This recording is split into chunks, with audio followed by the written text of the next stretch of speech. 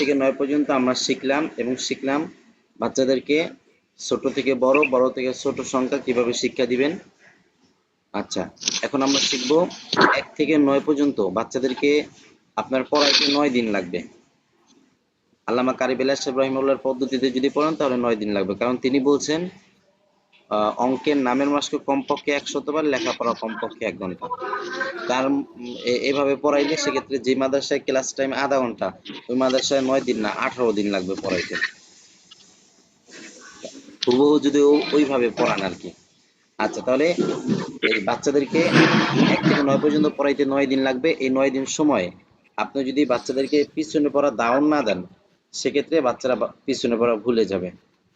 এজন্য পিছনে পড়া দাওয়াত দিতে হবে। পিছনে পড়া দাওয়াত দেওয়ার পদ্ধতি হচ্ছে আরবি, বাংলা, ইংরেজি, গণিত সবগুলো একই রকম, একইভাবে দাওয়াত দিবেন। কিভাবে দেখেন, মনে করেন আমাদের 5 গতকালকে আমরা বাচ্চাদেরকে 5 পর্যন্ত শিক্ষা দিছি, 4 পর্যন্ত শিক্ষা দিছি। আজকে আমরা বাচ্চাদেরকে 5 শিক্ষা দিব। তাহলে 4 পর্যন্ত শিক্ষা দিছি, আজকে 5 শিক্ষা দিব। তাহলে ওস্তাদের কর্তব্য হচ্ছে আগে 1 থেকে 4 পর্যন্ত পিছনে পড়া দাওয়াত দিবেন, তারপরে 5 নাম্বার 5 বাচ্চাদেরকে শিক্ষা দিবেন। 1 থেকে 4 পর্যন্ত দাওয়াত দিবেন, তারপরে 5 শিক্ষা দিবেন। দাওয়াত কিভাবে দিবেন দেখেন, চক সিলেট হাতে নেন, সিলেট মুছিয়া পরিষ্কার করেন। আমি লেখার সঙ্গে সঙ্গে আপনারা লিখবেন।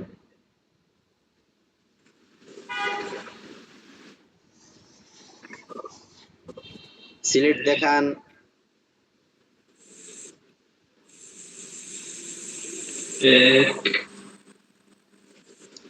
নাম বলেন।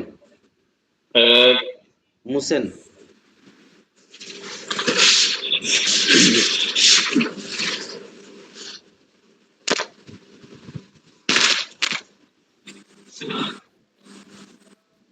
সিলেট দেখান,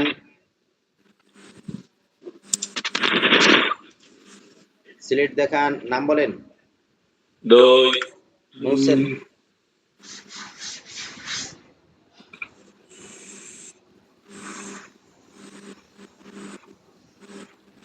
সিলেট দেখান,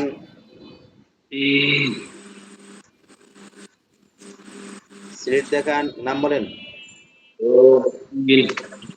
মুছেন।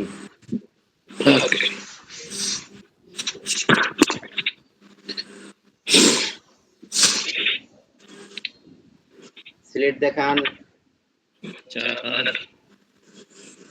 সিলেট দেখান, নাম বলেন। আচ্ছা, তাহলে এইভাবে প্রতিদিন পিছনে পড়া দাওয়াত দিবেন। পিছনে পড়া দাওয়াত দেওয়ার পরে তারপরে সামনে যে নতুন সবক আছে, এই নতুন সবক বাচ্চাদেরকে শিক্ষা দিবেন। পিছনে পড়া দাওয়াত দিতে পারবেন? ইনশাআল্লাহ।